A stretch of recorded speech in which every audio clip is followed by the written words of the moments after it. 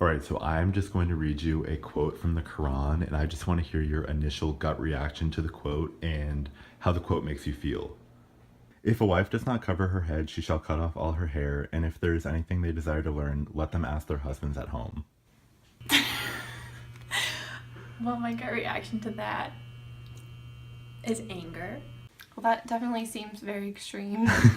So I know like the hijab is often pointed to as a way to preserve modesty and as more of a religious thing rather than an oppressive, a tool for oppression. I'm not shocked. If, however, the charge is true and no proof of the young woman's virginity can be found, that she shall be brought to the door of her father's house, and there the men of her town shall stone her to death. It's very violent. I mean, I don't love it. I'm like pretty shocked that that's in the text.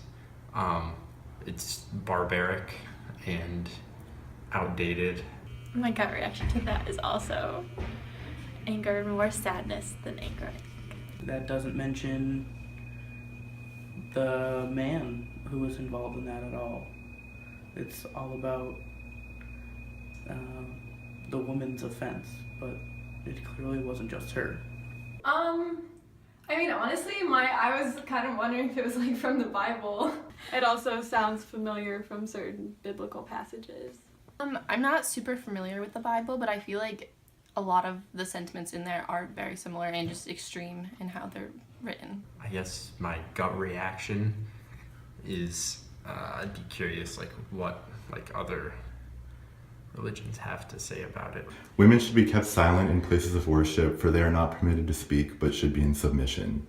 This is definitely from the New Testament. This is from the 1 Timothy. Yeah. I mean, I've grappled with the first one was from the Bible too. Yeah. Yeah. Kind of the male-dominated patriarchal space that men get access to certain things that women don't, and they have certain freedoms that women don't. I'm disappointed, but not surprised that this is in scripture. There's a lot of pushback against it in Islam and in Christianity. I think this is the difference between like pulling one verse or holistically reading scripture and asking what are the themes of this narrative, how is God characterized, and based on those two things, like how are we making decisions? How do you think a quote like this compares to quotes in the Bible? Do you think that this is any different than what you would find in the Bible? They're not that different, I'd say, if you look at the Old Testament especially.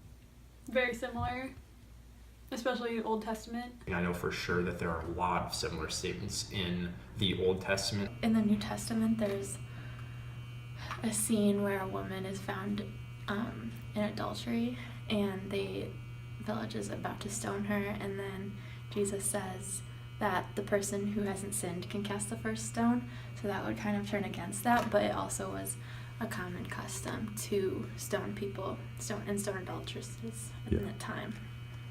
Would you be surprised to find out that these actually are quotes from the Bible and not the Quran? Nope.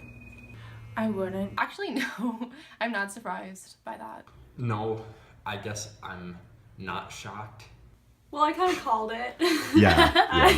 I think a lot of Christians don't know what's in their own text. We had this conversation in my Towns of Modernity class where a lot of people were upset by certain passages against women in the Quran, and I have also read some of the Bible in Sunday school and like other things, and I know that there are equal passages in the Bible as well.